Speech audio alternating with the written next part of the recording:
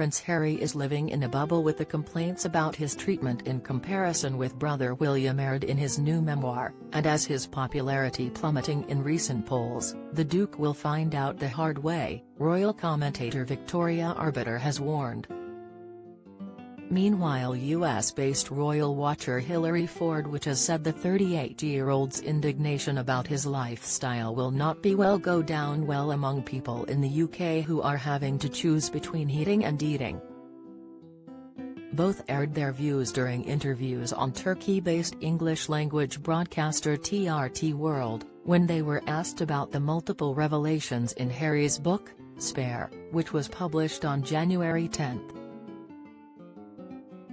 Their comments came on the day an Ipsos Mori suggested his popularity has fallen by a massive 47% among Britons since the book went on sale. Ms. Arbiter, the daughter of Dickie Arbiter, the Queen's former press secretary, said, "Those results are quite extraordinary because previously, his popularity really was only second to the Queen. And I think it does sort of speak to this bubble that Prince Harry has been living in. It's quite extraordinary to see him complaining about having the smaller part of the bedroom when he was at Balmoral Castle." He also talks in one part of the book about how he was doing his own cleaning, his own chores, his own shopping. I mean, perhaps some people think that a royal prince shouldn't be doing those things himself, but should we feel sorry for him for those reasons? No. Ms. Arbiter also contrasted some of the prince's complaints about his privacy being invaded with his decision to include in his book the content of a text message exchange between wife Meghan Markle and Kate Middleton, William's wife, now the Princess of Wales, in 2018, which she said was hypocrisy to some degree. She explained, "I think most reasonably minded people would agree that Harry has every right to tell his own story, particularly given so many other people have felt capable of doing so for all these years. But where I do struggle a little bit is in his willingness to reveal deeply private personal information about other members of the family without their permission, particularly because he has railed against that for so many years himself. So yes, it does speak to a double standard.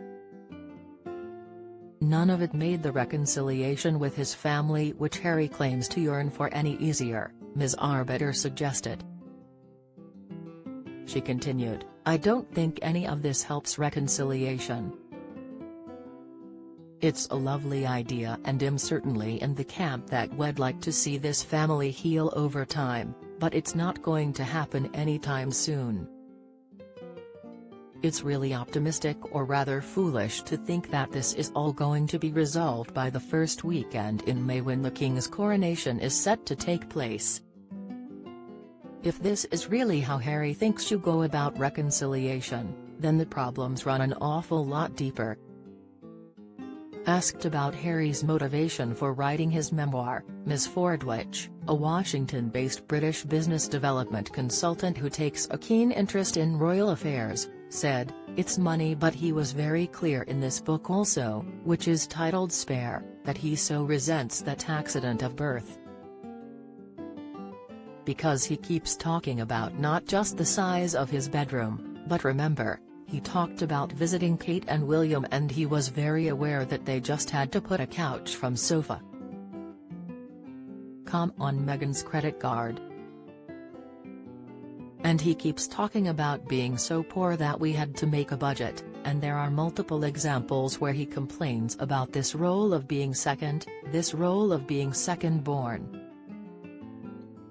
And what he doesn't seem to have an awareness is at a time in the UK, where people are making a choice between heating or eating, this is not sitting well there.